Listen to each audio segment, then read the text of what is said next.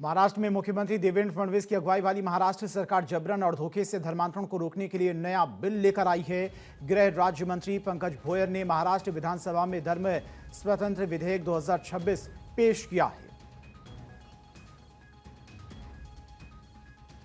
जो धर्म स्वातंत्र्य विधेयक आज राज्य सरकार ने कानून सदन में पेश किया है, आज वो पेश होगा।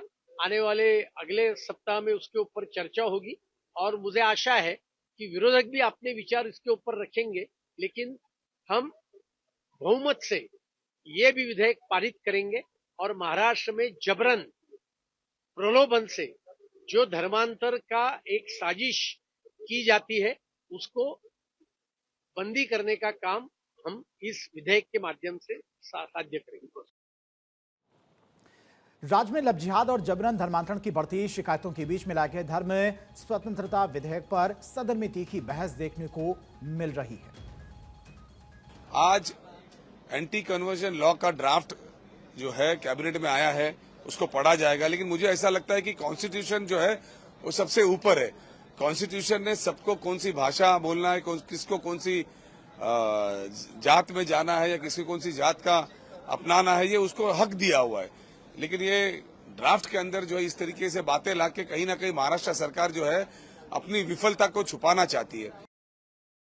वहीं इस बिल के विरोध में एआईएमआईएम नेता असदुद्दीन ओवैसी ने विरोध जताया। ओवैसी ने एक्स पर पोस्ट करते हुए लिखा कि महाराष्ट्र का धर्मांतरण विरोधी विधेयक उत्तर प्रदेश जैसे सबसे खराब कानूनों में से भी बुरा है। ये कानून पहले से ही वास्तविक धर्मांतरण को भी अपराध मानते हैं। इंटरकास्ट जोड़ों के लिए शादी को जोखिम भरा मानते हैं और धर्मांतरण के लिए पहले से अनुमति लेना जरूरी करता है। उन्होंने आगे लिखा कि महाराष्ट्र का कानून अब धर्मांतरण दस्तावेजों का समर्थन करने वाले किसी भी व्यक्ति को दंडित करता है और शिक्षा के माध्यम से ब्रेन वॉशिंग द्वारा धर्मांतरण को प्रतिबंधित करता है। इन व्यापक शब्दों का इस्तेमाल मनमानी ढंग से लोगों को गिरफ्तार करने के लिए किया जा सकता है, जो इस विधेयक का उद्देश्य है, जिस पर बीजेपी नेता संजय निरुपम ने तीखी प्रतिक्रिया देते हुए कहा है। संजय निरुपम ने कहा कि अब डराकर और लालच देकर धर्म परिवर्तन नहीं होगा। बाबा साहेब आंबेडकर ने अपने अनुयायियों के साथ स्वेच्छा से बौद्ध धर्म अपनाया था। अंग्रेज और कांग्रेस भी बाबा साहेब आंबेडकर के खिलाफ नहीं जा सके। ओवैसी अपने स्वार्थ के लिए बाबा साहेब आंबेडकर को बीच में नहीं लाए। उन्होंने आगे कहा कि जो लोग महाराष्ट्र को हरा करने का बयान देते थे वही इसका विरोध कर रहे हैं। महाराष्ट्र का रंग भगवा था और भगवा ही रहेगा। ये तमाम सारी बातें उनकी तरफ से कही गई, जिस तरह से ओवैसी ने इस बिल को लेकर सवाल उठाए थे। बिल में कहा गया कि लालच, दबाव, धोखाधड़ी या फिर प्रलोभन देकर कराए गए धर्मांतरणों को दंडनीय अपराध माना जाएगा।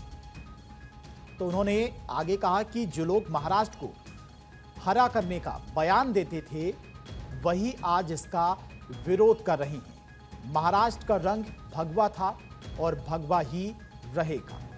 बिल में कहा गया कि लालच, दबाव, धोखाधड़ी या प्रलोभन देकर कराए गए धर्मांतरण को दंडनीय अपराध माना जाएगा।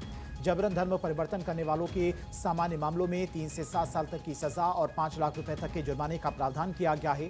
और अगर ये मामला महिलाओं, नाबालिग या फिर अनुचित जाति जनजाति के लोगों से जुड़ा होगा तो सजा सीधे 10 साल तक हो सकती है। धर्म स्वतंत्र विधेयक 2026 की प्रमुख बातें क्या हैं, क्यों इस बिल को लेकर सबसे ज्यादा चर्चा है।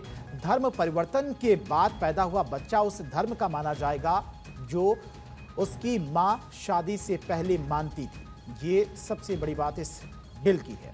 और धर्मांतरण करने वालों को 60 दिन पहले डीएम को देना होगा लिखित नोटिस। लालच, दबाव, धोखाधड़ी या प्रलोभन देकर कराए गए धर्मांतरण को अपराध माना जाएगा।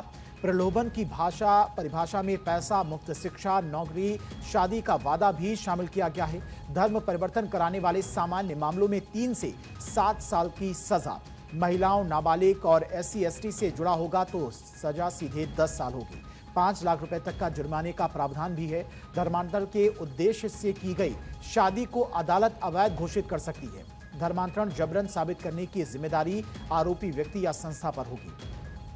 वहीं धर्मांतरण को दंडनीय अपराध मानने वाला कानून उत्तर प्रदेश, मध्य प्रदेश, गुजरात, हिमाचल प्रदेश, इसके अलावा उत्तराखंड, कर्नाटक, हरियाणा, उड़ीसा और छत्तीसगढ़ जैसे अन्य राज्यों में ये पहले से ही लागू है। किन राज्यों में पहले से धर्म परिवर्तन कानून लागू है?